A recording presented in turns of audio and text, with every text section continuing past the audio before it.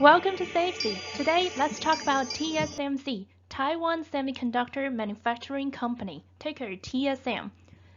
TSMC is the world's largest semiconductor manufacturer with a market cap of more than $440 billion.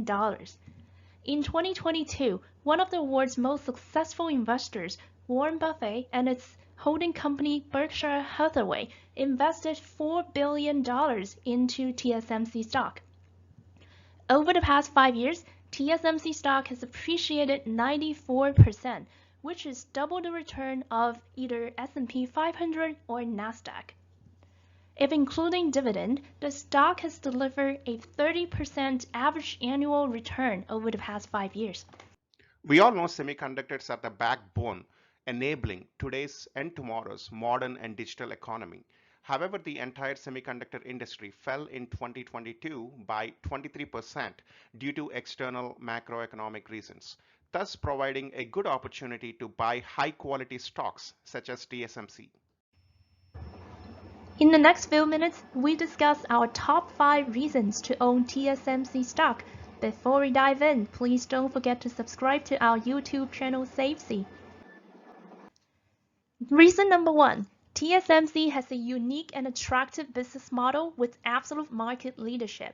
It started in 1987 and it pioneered the concept of semiconductor foundry, meaning providing contract manufacturing services for other customers.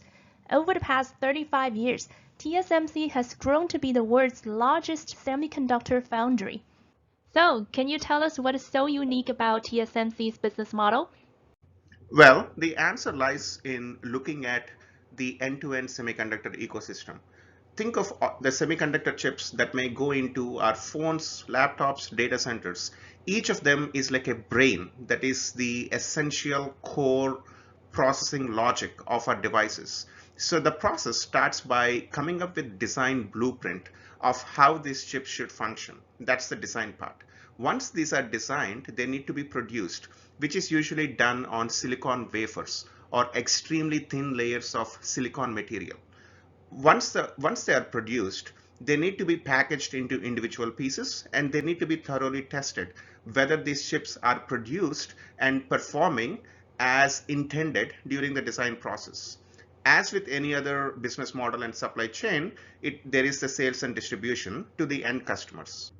Now, different semiconductor companies have different business models based on which component of this value chain or ecosystem that they focus on. The first one is the integrated device manufacturers or IDMs, such as Intel or Samsung or Texas Instruments. This is the oldest type of business model in the semiconductor industry. They usually focus throughout the value chain, starting from design through manufacturing, through sales and distribution. The second type of company or the second type of business model is intellectual property companies such as ARM. They focus on exclusively coming up with some components of the design process itself and thus making money via earning royalty fees or licensing fees for the specific components of the designs that they own. The third one, the most famous one nowadays, is the fabless semiconductor companies such as Nvidia, Qualcomm, AMD, or Broadcom. What they do is they exclusively focus on two components. Firstly, they design the chips and then they sell them and distribute them to the end customers via their own brand names. What they do not do is they don't manufacture the semiconductor chips themselves, which is where the foundries or semiconductor fabs comes into play, such as TSMC or UMC or Global Foundries, where they plug in this gap and act as exclusive contract manufacturers for these other type of customers. The last type of player is OSAT, meaning outsourced semiconductor assembly and testing type of companies such as ASE Group that focus exclusively on packaging and testing these semiconductor chips. Now, you may associate the word contract manufacturing with labor-intensive model with razor-thin profit margin, such as Nike making its clothes and sneakers, and Apple assembling its iPhones in low-cost countries such as China. However, when we talk about semiconductor contract manufacturing, that is not the case at all. It is extremely high-tech and advanced manufacturing that is cutting edge and capital intensive, generating high profit margins. TSMC, being world's largest semiconductor foundry, has 12 fabs, fabrication facilities or factories. To develop such fabs is extremely expensive. Each fab costs at least $1 billion and nowadays costs between $3 to $20 billion. Why is it so expensive? Is because we are talking about a great deal of complex technologies. First, creating the ideal environment. At the center of each fab, there is something called a clean room that is environmentally controlled to ensure zero dust, zero vibration, and perfectly managed temperature and humidity levels. We are talking about manufacturing chips where underlying components are separated at nanometer level, meaning a billionth of a meter. So even a single dust particle cannot enter this manufacturing environment because these components are often smaller than dust particles. For this reason, there cannot also be any vibration at all because any minor vibration can disturb the molecular level alignment between these components that are often smaller than dust particles. Next is the devices or equipment that each fab must have to manufacture these semiconductor chips, putting together microscopic components. And each fab needs extremely high precision equipment that usually costs between few $100,000 to $3 to $4 million. And each fab should have at least a few hundred of such equipment. That's why TSMC's business model is highly lucrative. In the past 5 years, its average operating margin was 39%, which is much higher than the average margin for semi-equipment companies such as ASML at 30%, fabless chip companies such as AMD and Nvidia at 27%, and integrated chip manufacturers such as Intel and Samsung at 22%. In this lucrative semiconductor foundry industry, TSMC is the undisputable number one player with a 54% market share today, which is 2.5 times more than the number two player Samsung with 15% market share, while the rest of the industry is highly fragmented. Over the past few years, TSMC has consistently commanded more than half of the total market share and growing. Reason number 2, TSMC has the best-in-class technology innovation and manufacturing excellence. In the world of semiconductor, smaller means better. The consumer electronic devices around us are getting smaller by the day. Think about AirPods, a smart ring that tracks our vital, or a sleep apnea device. There are several semiconductor chips that go into these smaller devices, and so smaller the chips, the better. When we talk about semiconductors, we use the measurement of nanometer. 1 nanometer actually equals a billionth of a meter. To wrap our heads around the size of that, the thickness of a single sheet of paper is already at 100,000 nanometers. Now, there are many components that go on a single chip, and the distance between these components is only 20 to 50 nanometers. So the shorter the distance between each component, the more components you can pack on a single chip. And the more densely packed the components are, the faster they can communicate to each other while consuming less energy and occupying less space. For example, TSMC in the past 5-6 years, they have rolled out 4 different generations of chips, each version smaller and better than the prior one. Take iPhone for example. Each version of iPhone, they run faster and the battery lasts longer and they look slimmer. And that's because they are powered by a better, smaller chip manufactured by companies like TSMC. To put it in perspective, each one of the 4 generations of chips TSMC rolled out, they were able to improve speed performance by 15 to 20% versus the prior version while keeping energy consumption constant. On the other hand, while running at the same speed, each generation was able to reduce energy consumption by 30 to 40%. That is the power of TSMC's innovation. TSMC has always been at the forefront of technology innovation, coming up with the latest, greatest, next generation technology chips.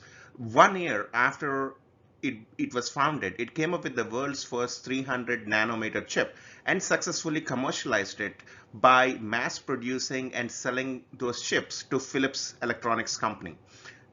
And that type of innovation has been in its DNA throughout. For example, in 1999, it came up with the world's first 180 nanometer chip. And as recently as in the last 5 years, it was the first to come up with 10 nanometer chip in 2016, 7 nanometer in 2018, and 5 nanometer, the current best in class and world's most advanced chip in 2020.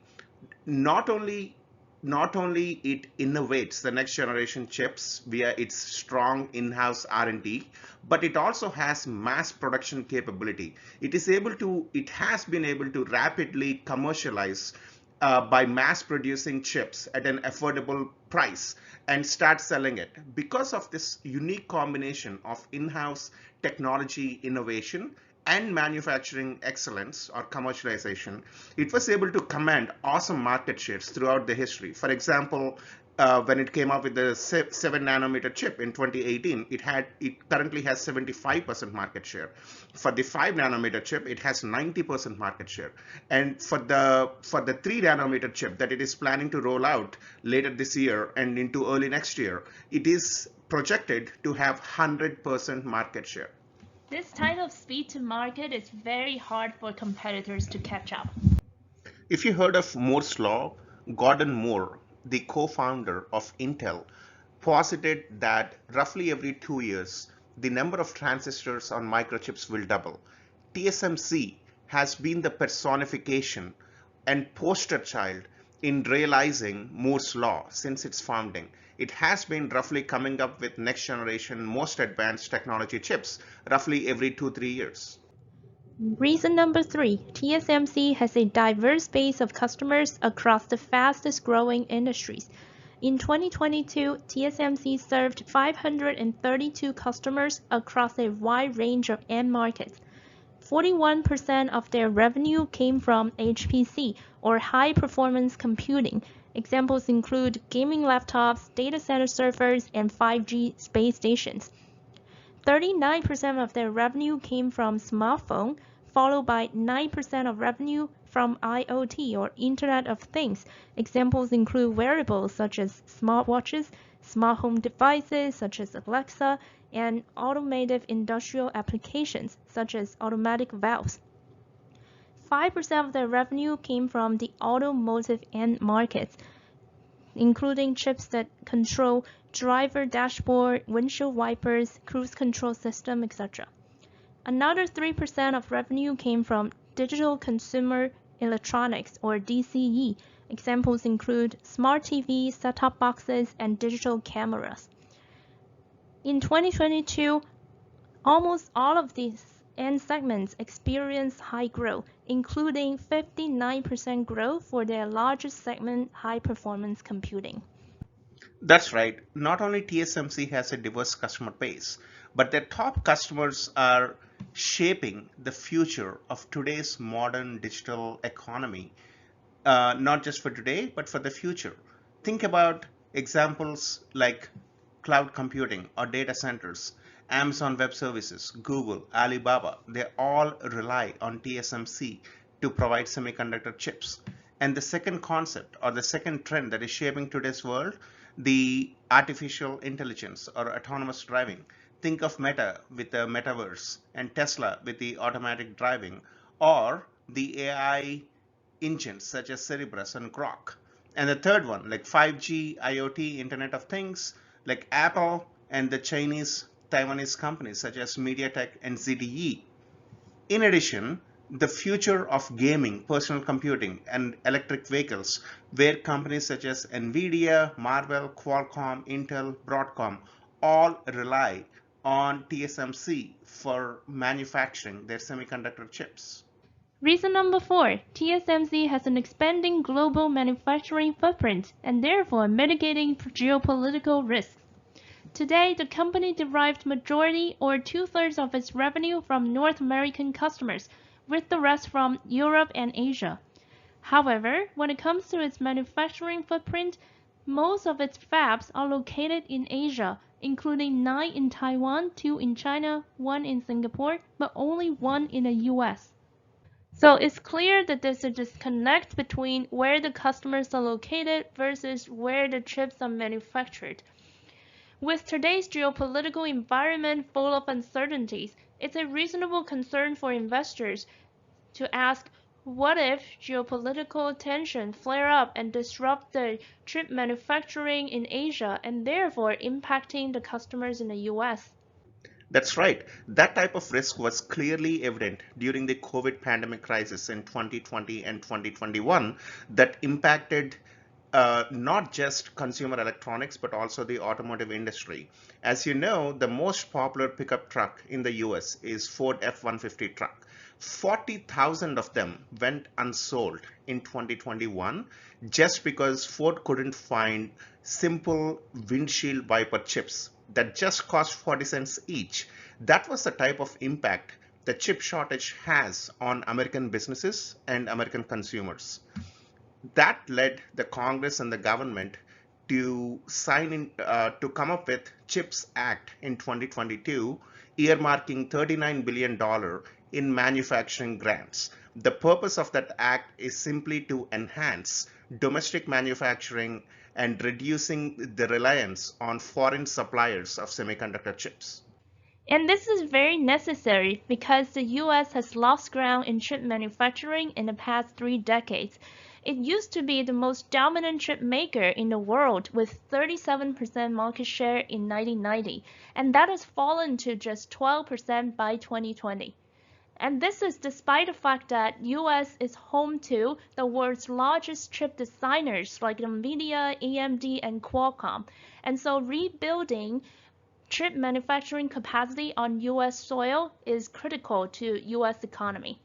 In order to do that, the US government has partnered with TSMC. Who else but TSMC? Because it's not only the world's largest semiconductor fab, but it's also the most innovative and successful chip manufacturing company in the whole world.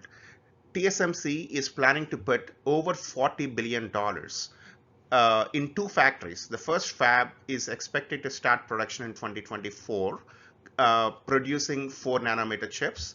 And the second fab production is expected to start in 2026, producing the next generation, the best-in-class 3 nanometer chips. This $40 billion investment by TSMC in the US is a smart move because most of its manufacturing capacity until now has been in Asia. But by putting this kind of investment in the US, it's becoming more diverse in terms of its manufacturing base and thus reducing any reliance while appeasing any potential concerns that the US customers might have. Reason number 5, TSMC has robust financial performance and a fortress balance sheet. It has delivered strong revenue growth over the past 2 decades. Revenue grew from $6 billion in 2003 to $76 billion in 2022.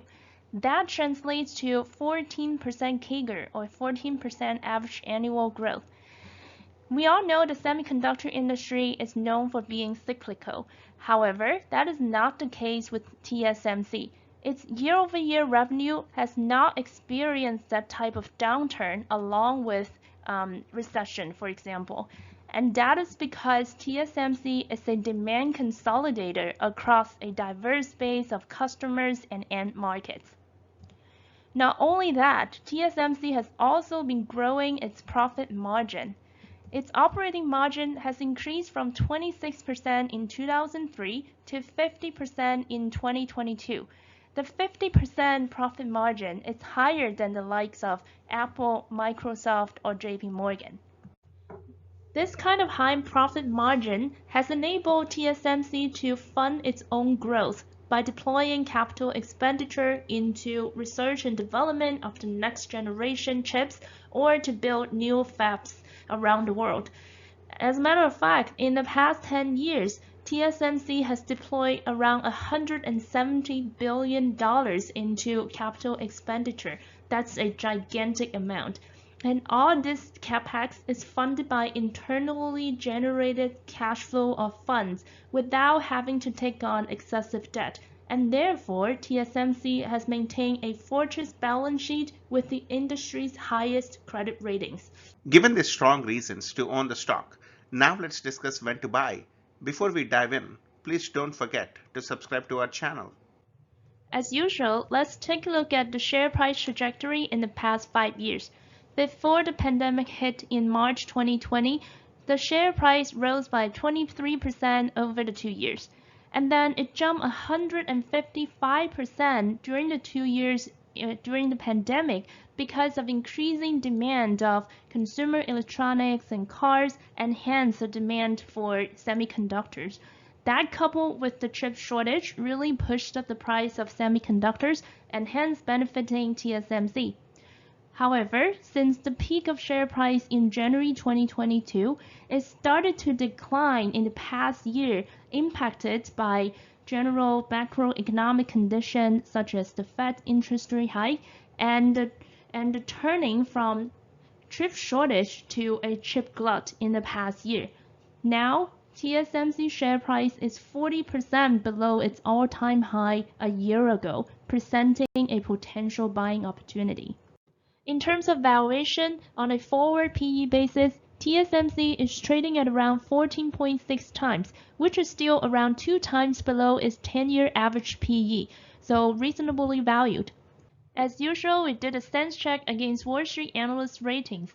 A vast majority, or 94% of the analysts, rated the stock as a buy, 6% rated it as a hold, and no one said it's a sell. In terms of target price, the median analyst target price is $104, which represents a 20% upside compared to current share price at $86.8. So all in, what do you think is the right entry point to buy the stock? Yeah, so analyst median target price is at $104. 10-year average valuation implied $98. Recent floor protection has been at $73. But given the company's strong competitive moat and long-term growth potential, we would be comfortable buying the stock anywhere below $100. And that's a wrap for today. Please subscribe to our channel for other best stock ideas.